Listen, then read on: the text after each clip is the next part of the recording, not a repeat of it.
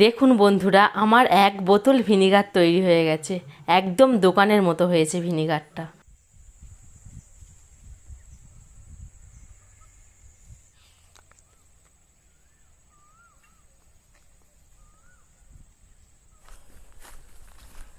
নমস্কার বন্ধুরা, Shipra kitchen with village ফুডের আর একটা ভিডিওতে আপনাদের সবাইকে অনেক অনেক স্বাগত জানাই।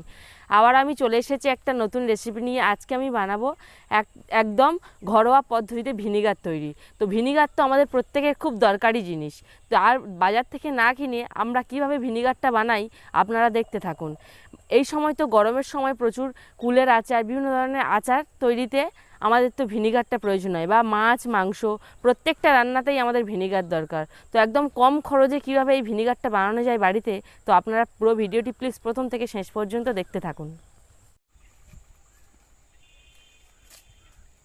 এই ভিনিগারটা তৈরি করার জন্য আমি রান্নাঘরে চলে এসেছি।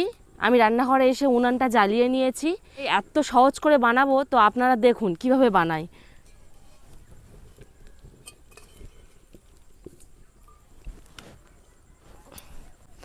আমি ভিনিগারটা বানাবো 500 ml। তো আপনারা আপনাদের পরিমাণ মতো বানিয়ে নিতে পারেন। তো যাই পরিমাণ বানান না কেন, আপনারা সবসময় এই জলের থেকে 150 ml জল বেশি দেবেন। যদি 1 লিটার জল নেন তাহলে 1 লিটার 150 ml দিয়ে দেবেন। আমি এখানে 500 গ্রাম বানাবো, তাই আমার এখানে 500 গ্রাম জলটা প্রথমে দেবো, তারপর আমি 150 ml জল আবার মাপ করে দিয়ে দেবো।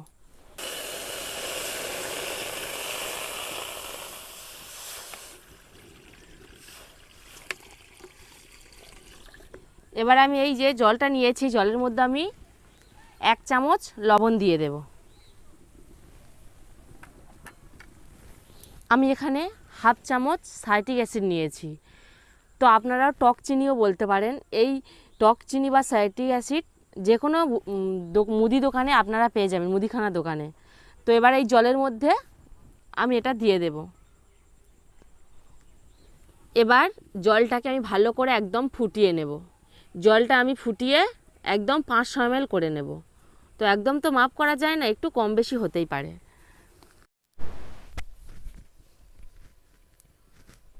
জলটা আমার প্রায় ফোটানো হয়ে গেছে। এবার আমি একটা পাতিলেবু নিয়েছি, এর মধ্যে চিপে রস দিয়ে দেব।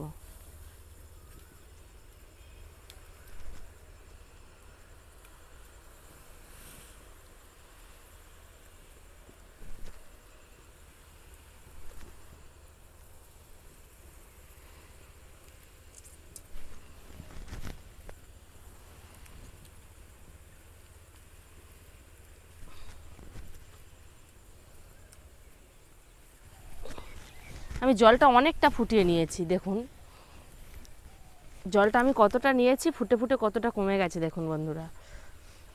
এবার আমি জলটাকে নামিয়ে নেব। এখানে আমি একটা ছাঁকনি নিয়েছি। ছাঁকনিতে আমি ছেঁকে নেব জলটা।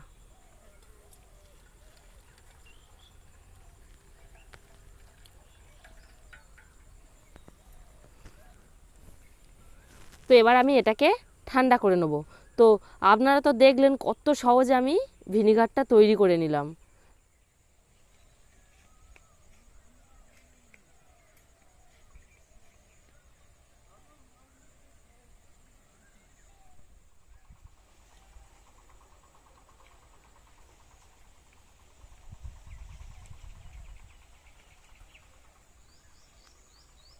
তো ভিনিগারটা আমার একদম তৈরি হয়ে গেছে, এবং ভিনিগারটা আমি ঠান্ডা করতে দিয়েছিলাম, একদম ঠান্ডা হয়ে গেছে।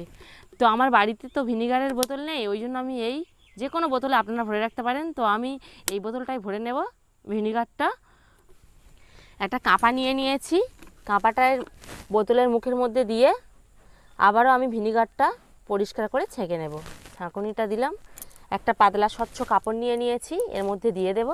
দিয়ে আমি ভিনিগারটা আবারও ভরে নেব।